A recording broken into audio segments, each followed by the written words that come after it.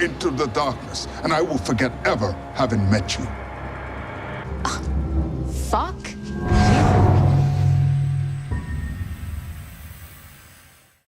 We've reached the halfway point of the first season, as the shocking return of Shadow's wife Laura took centre stage for this week's episode. We had a hint that something was going to happen after Mad Sweeney's coin sank down into her grave back in the premiere, but her reappearance at the end of last week shocked Shadow down to his very core. And we are still yet to get his reaction, as this week was entirely dedicated to the backstory of Laura leading to this moment. We had no New Gods, no Chernobog, and no Mr. Wednesday, just a concentration of Laura, Shadow, and the previous events. The episode took us back to the very first time Shadow and Laura met each other. He was, to his thinking at least, about to successfully rob a casino, but after noticing his sleight of hand, something about him pushed Laura to stop him from making that mistake. He would have been caught, no question, if she hadn't have warned him, and the chance encounter between the two sparked the beginning of their relationship.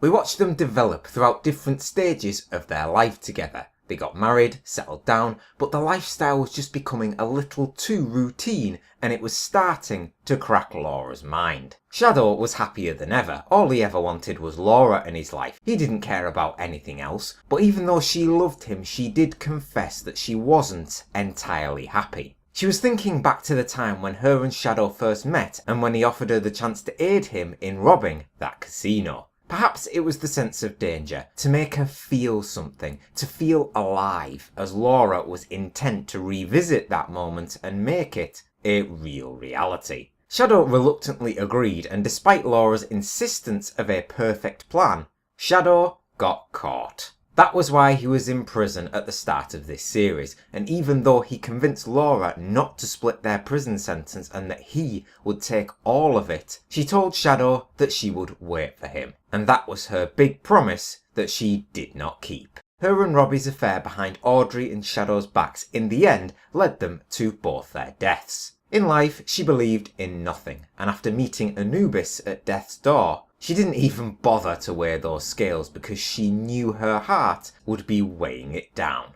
Then she was to move to the afterlife. But because she believed in nothing, in the afterlife there would also be nothing. Just darkness. And that coin sure as hell did the trick, because even Anubis looked shocked after she was pulled right from his grasp.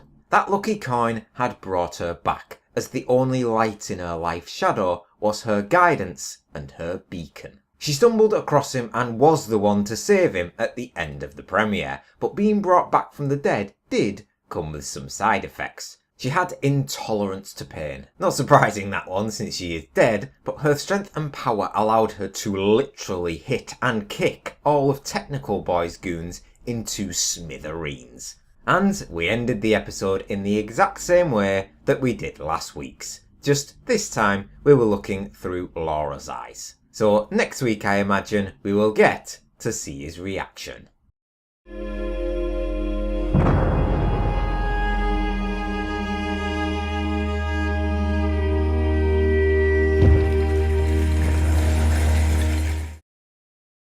My overall verdict for this week's episode of American Gods is another 8 out of 10. Though fully focused on backstory, the show and this episode itself has proven and provided a consistent high quality. I still feel the premiere is the best of the four, and last week's episode was the weakest, but all of them are still hovering around the high end of the table. Once the episode began, it was quite clear we were going to get some insight into how Laura's resurrection had came about. I did not expect it to take up an entire episode, mind you, but I ain't complaining. Even though Ian McShane has been absolutely amazing for every second thus far, I didn't actually mind that he had a week off to give some of our other main characters some more time to shine. I'm wondering how Mad Sweeney is going to react though. His coin wasn't in Laura's grave, so is it inside her giving her these new powers, or has it disintegrated to provide her with this new essence of life? No idea, but Sweeney is going to be pissed either way.